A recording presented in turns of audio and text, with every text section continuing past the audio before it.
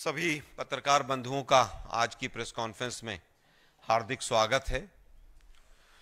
मेरे साथ गोवा के पूर्व अध्यक्ष और CWC के मेंबर हमारे गिरीश जी और हमारे गोवा प्रदेश कांग्रेस कमेटी के ट्रेजरर जेम्स साहब दोनों मेरे साथ हैं। मैं इन दोनों का भी धन्यवाद करता हूं। साथियों, आज का विषय बड़ा गंभीर है और जिस तरह से पिछले 10 वर्षों में युवाओं के साथ हर एंगल से धोखा होता हुआ चला गया है, आज उसी विषय को लेकर गोवा में एक नौकरियों का स्कैंडल सामने आया है। पूरी तरह से cash for job scam Goa का सामने आया है। मोदी जी ने बड़े बड़े भाषण दिए थे, न खाऊंगा न खाने दूंगा, और हालत यह है कि जब भी युवाओं के मामले में कोई भी पेपर लीक का मामला आता है, कोई भी पेपर लीक के साथ साथ जॉब्स का घोटाले का मामला सामने आता है, चाहे वो मध्य प्रदेश का व्यापम घोटाला हो, चाहे वो उत्तराखंड के विधानसभा का घोटाला हो, चाहे वो हरियाणा का मामला हो, चाहे 22 पेपर लीक होना गुजरात का मामला हो, चाहे SSC के पेपर का 2017 का मामला हो, और चाहे UPSC के घोटाले सामने आते हों जिसमें फेक कागजों के माध्यम से जिस तरह से IAS लोग बनते हैं और चेयरमैन फिर IAS बनाने वाले जो UPSC संस्थान के हैं वो तुरंत रिजाइन करके छोड़ के भाग जाते हैं, चाहे वो नीट का घोटाला हो और चाहे कल जो इलाहाबाद में युवाओं के साथ लाठीचार्ज हुआ हो, इसमें सब में एक कॉमन चीज मिलती है कि इन सब घोटालों के कहीं ना कहीं तार बीजेपी या बीजेपी से जुड़े हुए लोगों से मिलते हैं। अभी कुछ दिन पहले आपने नीट का इतना बड़ा घोटाला देखा, मामला सुप्रीम कोर्ट तक गया, तमाम लोग अरेस्ट हुए, लेकिन उसके बाद वो मामला अचानक गायब हो गया। क्यों गायब हुआ, क्यों नहीं हुआ, मीडिया के साथियों ने उसको क्यों नहीं लिया, ये मुझसे बेहतर आप समझते हैं। आज एक नया मामला सामने आया है जो कम से कम 1000 से ज्यादा जो नौकरियां 2019 से लेकर 2024 तक हुई हैं गोवा के अंदर, उनसे जुड़ा हुआ मामला है। और ऐसा प्रतीत होता है कि सैकड़ों करोड़ का गबन घोटाला स्कैम इस पूरे कैश फॉर जॉब स्कैम में हुआ है।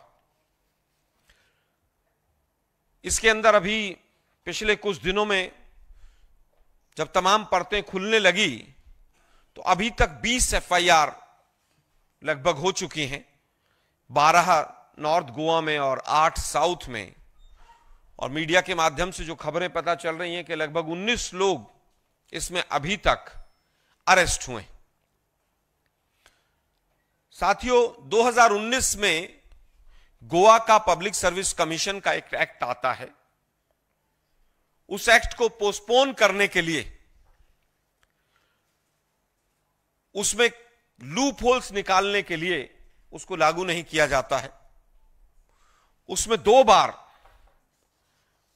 अमेंडमेंट किया जाता है, 2023 में और 2024 में।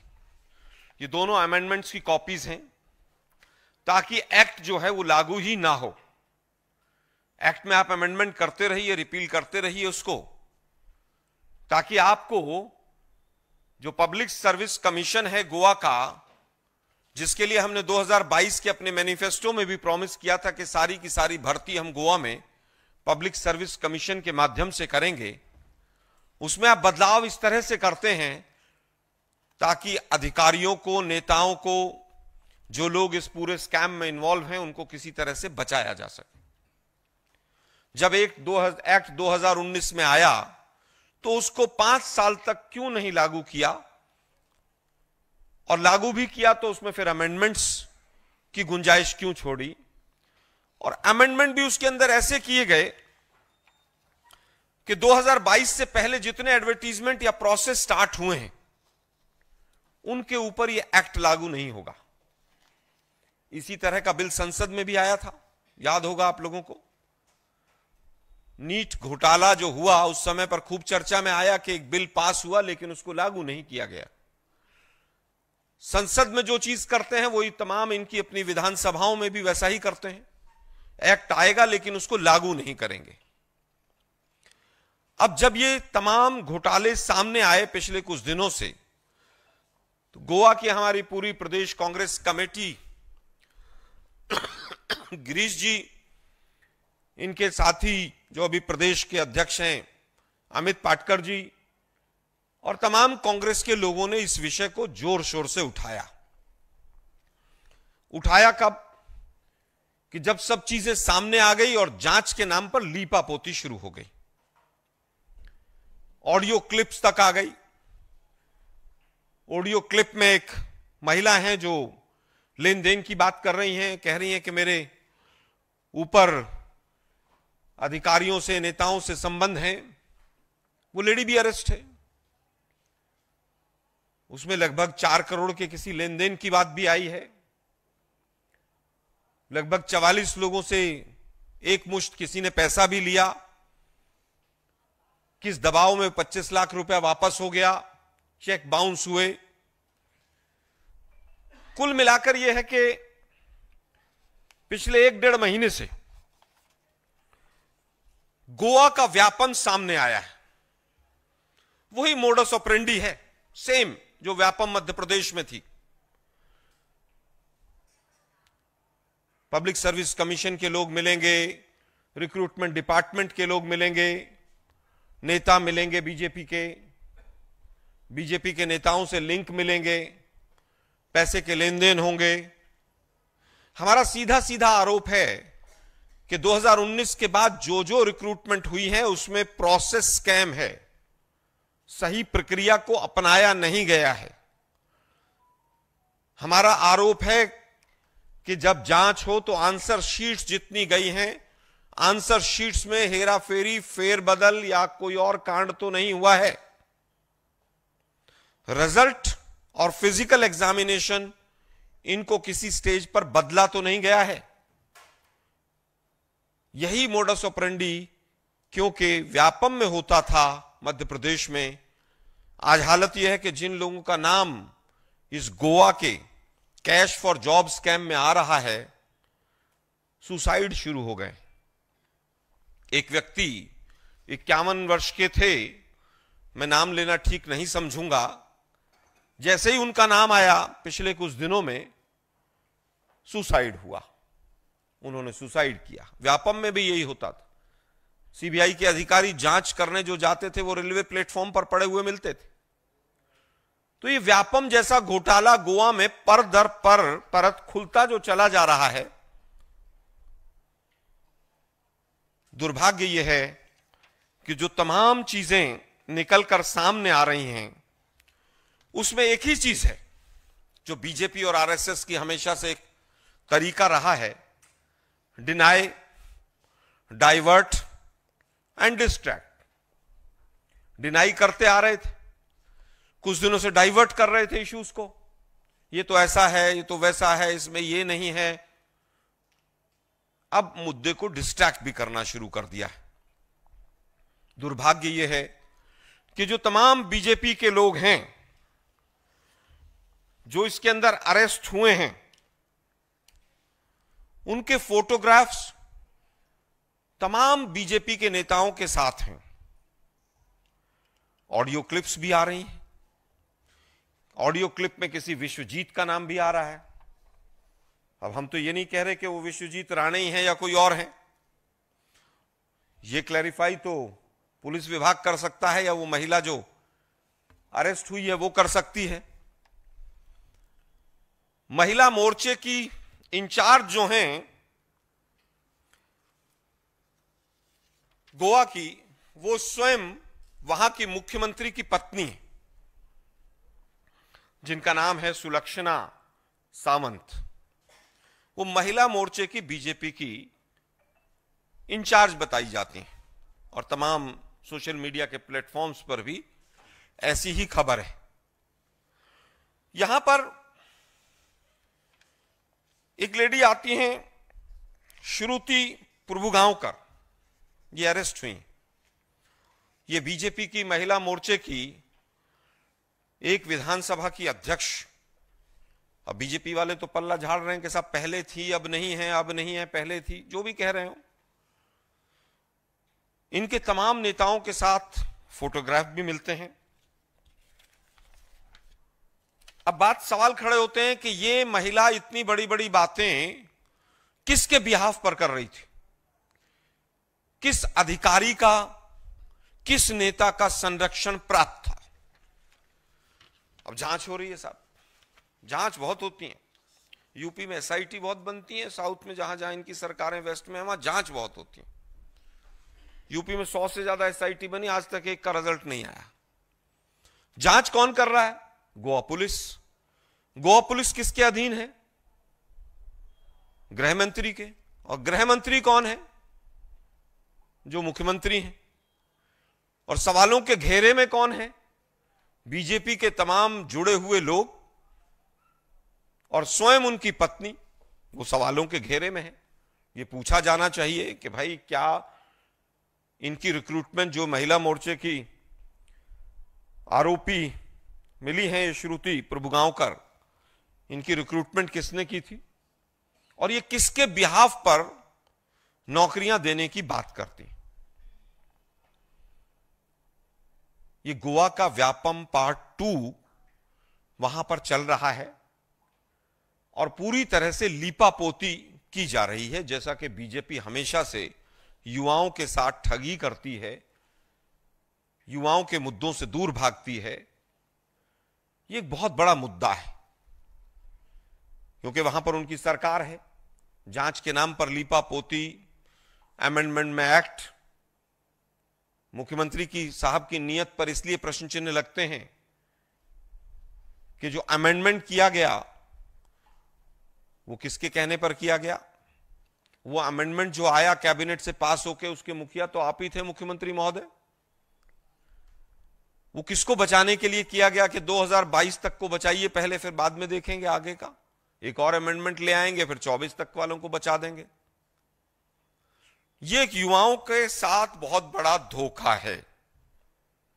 तमाम लोगों के जो नाम आ रहे हैं, एक दीपाश्री सावंत करके नाम आ रहा है।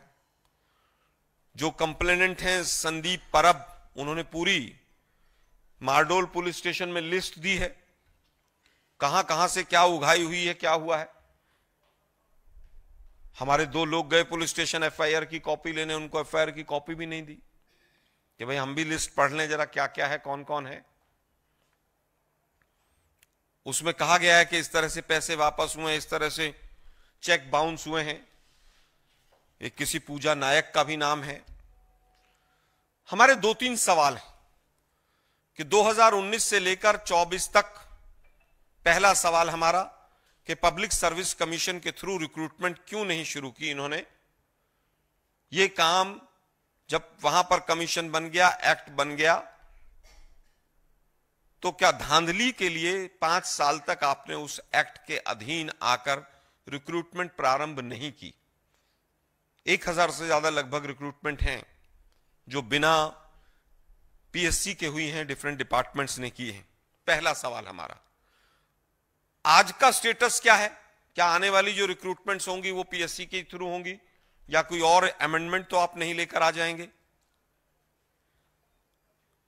तीसरा सवाल, मुख्यमंत्री की पत्नी साहिबा का क्या संबंध है जो लोग अरेस्ट हो रहे हैं? इस पर मुख्यमंत्री स्वयं आकर जवाब दें, दोनों सवालों पर, क्योंकि मुख्यमंत्री महोदय, आपके परिवार के सदस्य कहीं ना कहीं आज कटघरे में हैं, सवालों के घेरे में। इसके बाद जांच कौन करेगा? हमारी सीधी सीधी मांग है कि एक व्हाइट पेपर आए 2019 के बाद कौन कौन सी रिक्रूटमेंट किस किस पोस्ट पर हुई, कौन कौन सी एक्सटेंशन हुई। मोदी साहब की स्टाइल में काम कर रहे हैं ये भी, एक एक अधिकारी को कई कई एक्सटेंशन देते हैं। एक चीफ इंजीनियर साहब हैं, उनको 3-3 एक्सटेंशन मिल चुकी। पूरा मोदी स्टाइल में पूरा रिक्रूटमेंट प्रोसेस और व्यापम स्टाइल में घटनाएं घट रही हैं। व्हाइट पेपर आए 2019 से लेकर 2024 तक कितनी रिक्रूटमेंट हुई है, क्या क्या प्रोसेस रहा है उनका, कब कब डेट ऑफ एडवर्टीजमेंट रहा है, सिलेक्शन का क्या प्रोसेस रहा, एग्जाम की डेट क्या रही, इंटरव्यू की डेट क्या रही, पूरा सार्वजनिक होना चाहिए, एक व्हाइट पेपर आना चाहिए। दूसरा, हाई पावर्ड कमेटी, जो इंक्वायरी कमीशन है स्टेट का, उसके अधीन एक रिटायर्ड हाई कोर्ट के जज के तत्वाधान में इस पूरे मैटर की जांच होनी चाहिए।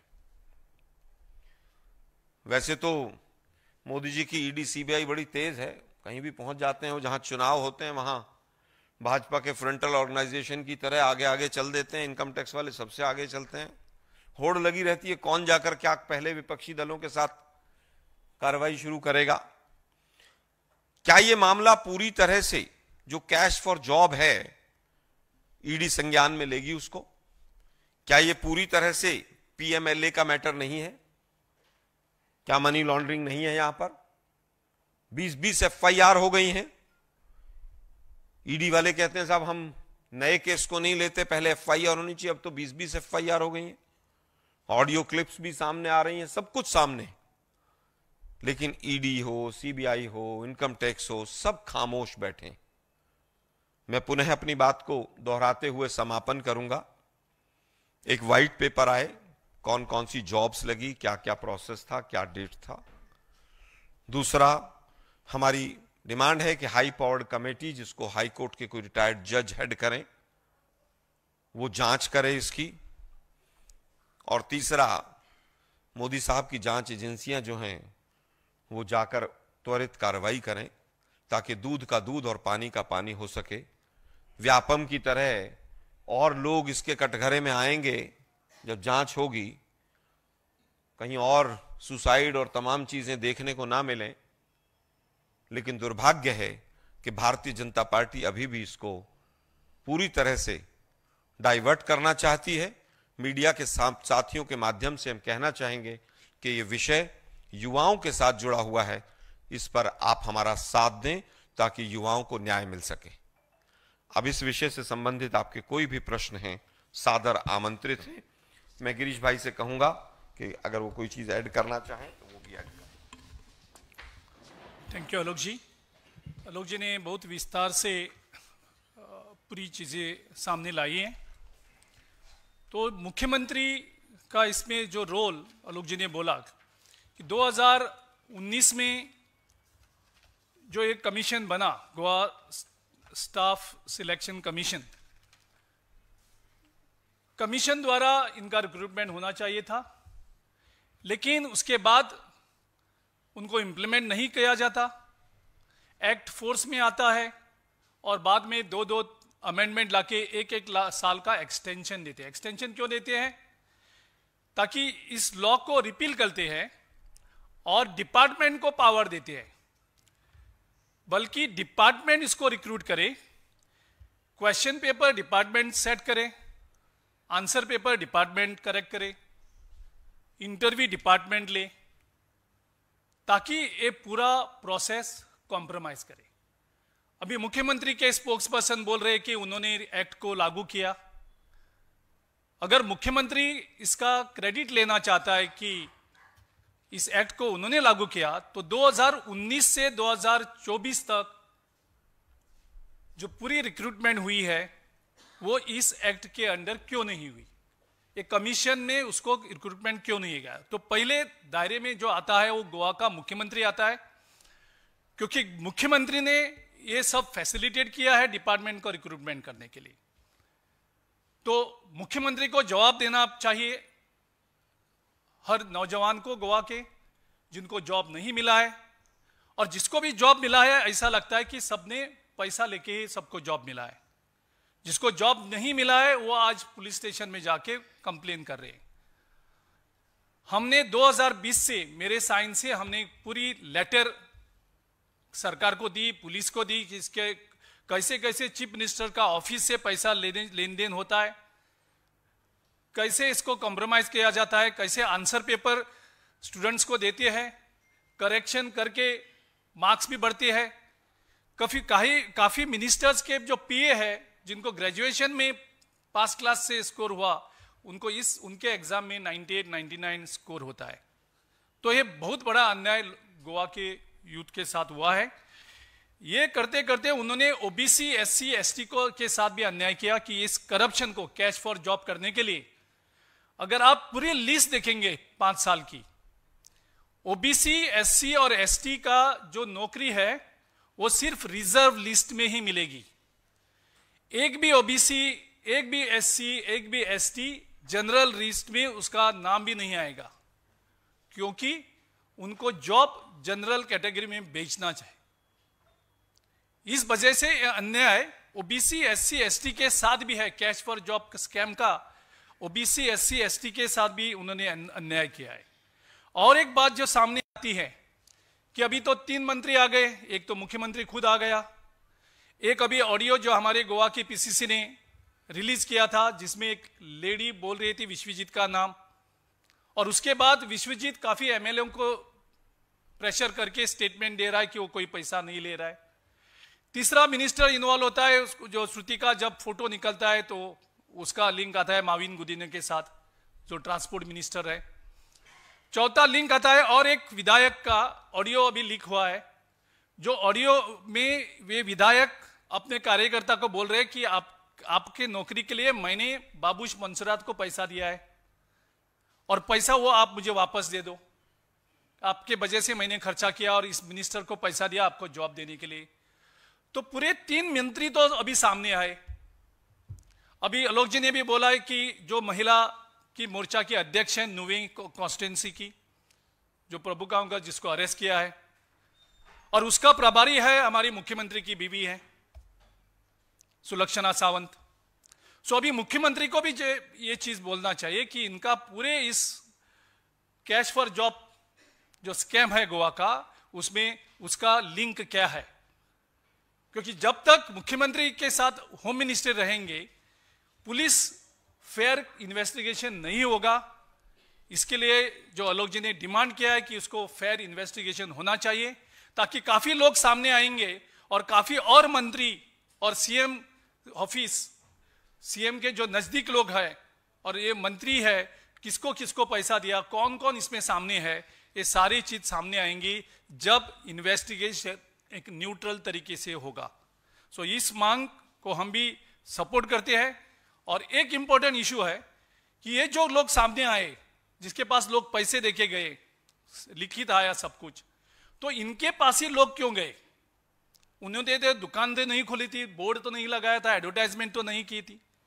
तो जब विश्वास बना कि इनके साथ सबके साथ लिंक है, तो ही लोग विश्वास से जाके उनको पैसा दिया। सो इसका पूर्ण जवाबदारी मुख्यमंत्री को लेनी पड़ेगी। मुख्यमंत्री इससे अपने आप को अलग नहीं कर सकते हैं। मुख्यमंत्री ने अमेंडमेंट्स लाए हैं, मुख्यमंत्री ने डिपार्टमेंट को रिक्रूटमेंट करने के लिए पावर दिया है। तो सब मंत्री और बीजेपी के ऑफिस बेरर के साथ मुख्यमंत्री भी ना ही जिम्मेदार है, और मुख्यमंत्री इसका इन्वेस्टिगेशन नहीं कर सकते, उसका फेयरनेस गोवा के लोगों को नहीं मिल सकता। इसके लिए एक न्यूट्रल एजेंसी से उनको रिक्रूटमेंट होना चाहिए।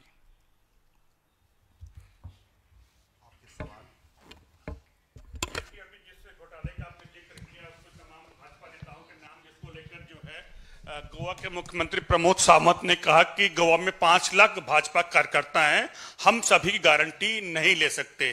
दूसरा सवाल, जिस तरह से आपने तमाम आरोप लगाए, उस पर कल मुख्यमंत्री ने कहा कि जितने लोगों के पैसे लिए गए हैं, जो भी आरोपी हैं, उनको हम जेल भेजेंगे, उनकी प्रॉपर्टी जब्त करके उनको पैसा वापस दिलाएंगे।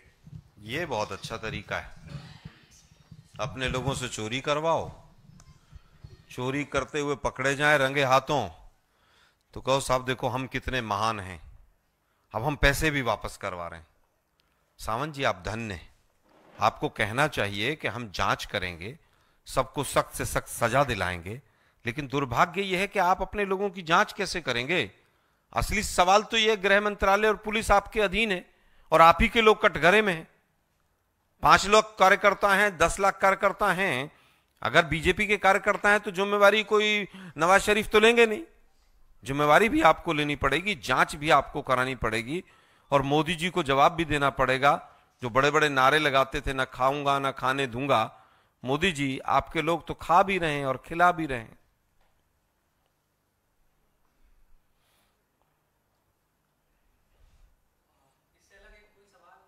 पहले यहां से कोई है तो ठीक है, नहीं तो फिर अलग पूछ लो भाई। मेरा सवाल हिमाचल से जुड़ा हुआ है। वहां पर आपके विधायक है रामकुमार चौधरी जी, उन पर यह आरोप है कि उनकी पत्नी का एक आईपीएस अधिकारी इल्मा अफरोज ने चालान काटा और उसके बाद उनको लंबी छुट्टी पर भेज दिया गया।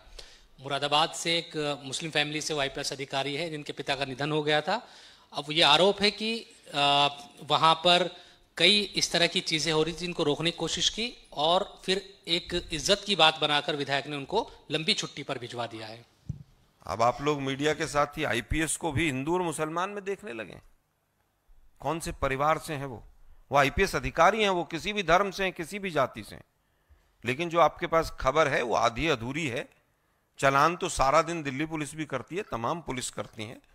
चालान की वजह से ऐसा नहीं होता और ना विधायक, जहां तक मेरी जानकारी है, ना उनकी पत्नी, उससे कोई संबंध नहीं है। आधिकारिक कोई स्टेटमेंट आएगा तो जरूर हम आपके साथ शेयर करेंगे।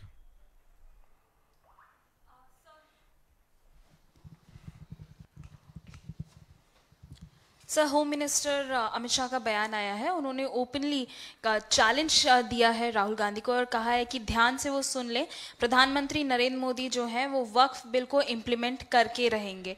चुनावों के बीच में इस तरीके का मुद्दा लगातार बीजेपी उठा रही है, आपका इस पे क्या कहना है सर? देखिए, मेरा मानना है कि जब जब चुनाव आते हैं तो इस तरह के चैलेंज, इस तरह के वक्तव्य, हिंदू मुसलमान, वक्फ बोर्ड, पाकिस्तान, ये सब आने शुरू हो जाते हैं।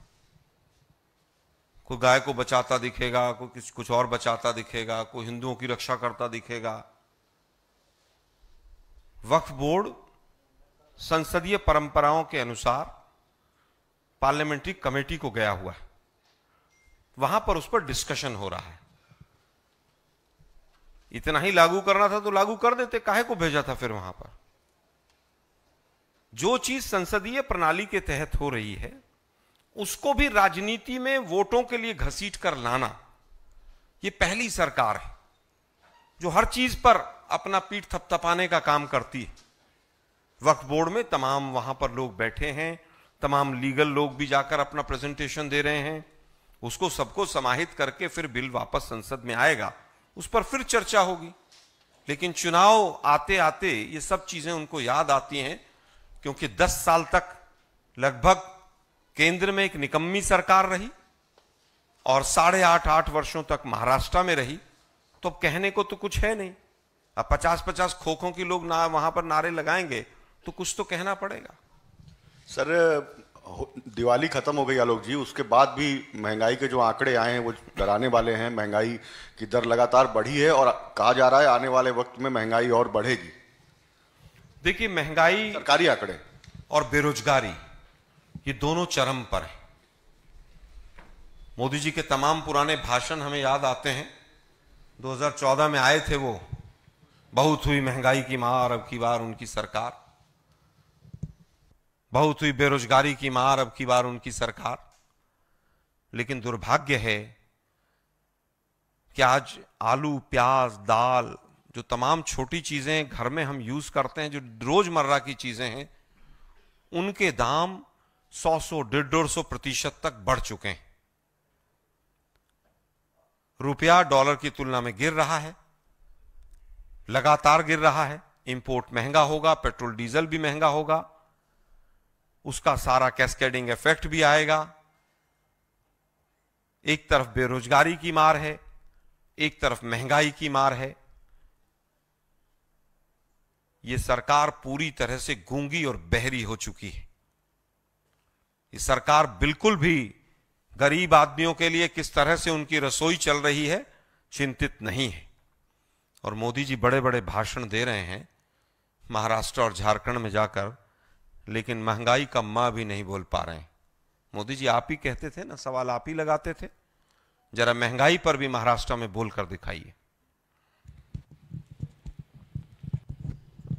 सर, जिस तरीके से अभी सुप्रीम कोर्ट का डायरेक्टिव आया है बुलडोजर एक्शन के ऊपर, उसके ऊपर आपकी क्या प्रतिक्रिया होगी? देखिए, सुप्रीम कोर्ट में जो बुलडोजर एक्शन के ऊपर पिटीशंस लगी थी, उसमें एक पिटीशन मेरी भी थी, जिसके ऊपर तमाम डीएम्स से आंकड़े मांगे गए थे। तमाम डीएम्स को पार्टी भी हमने बनाया है। दुर्भाग्य है कि सर्वोच्च न्यायालय के जो फैसले हैं उनको इंप्लीमेंट करने में भी कार्यपालिका और विधायिका आज जिस तरह से ना नुकर कर रही हैं या उनके खिलाफ आज भी कार्रवाई हो रही है, ये भारतीय लोकतंत्र के लिए एक कहीं ना कहीं प्रश्न चिन्ह है। सुप्रीम कोर्ट का कोई आदेश है और उसके बाद अगर एसडीएम बीडीओ नहीं मान रहे हैं, ये देश को देखना होगा कि लोकतंत्र के पिलर अगर आपस में इस तरह से टकराएंगे तो लोकतंत्र का क्या होगा। ऐसे अधिकारी जो सर्वोच्च न्यायालय के निर्णय को नहीं मान रहे हैं, उन पर सख्त से सख्त कार्रवाई होनी चाहिए, कंटेम्प्ट ऑफ कोर्ट भी होना चाहिए, और जो बुलडोजर और जो लोग इस कार्रवाई में शामिल हैं उनको सबको लोगों को जेल में डालना चाहिए, और तमाम ऐसे बुलडोजर जो ऐसा कुकृत्य कर रहे हैं न्यायपालिका के खिलाफ जाकर, वो सीज होने चाहिए। बहुत बहुत धन्यवाद। हेलो सर, एक क्वेश्चन था। राजस्थान में आपकी सरकार थी, जब भी कई पेपर लीक के मामले हुए थे, उस पर आपका क्या कहना है? देखिए, हमने कानून भी बनाया राजस्थान में, उसमें उम्र कैद हम सबसे पहले लेकर आए, लोगों को जेल में डाला, हमारे ऊपर आरोप लगे। लेकिन हम पूछना चाहते हैं, पिछले 1 साल में राजस्थान की सरकार ने कितने पेपर लीक के घोटाले से संबंधित लोगों को अरेस्ट किया? क्या जमानत तो नहीं मिल गई उनको? जरा चेक कीजिएगा। जब जब बीजेपी आती है तो ऐसे लोग बड़े मौज में रहते हैं।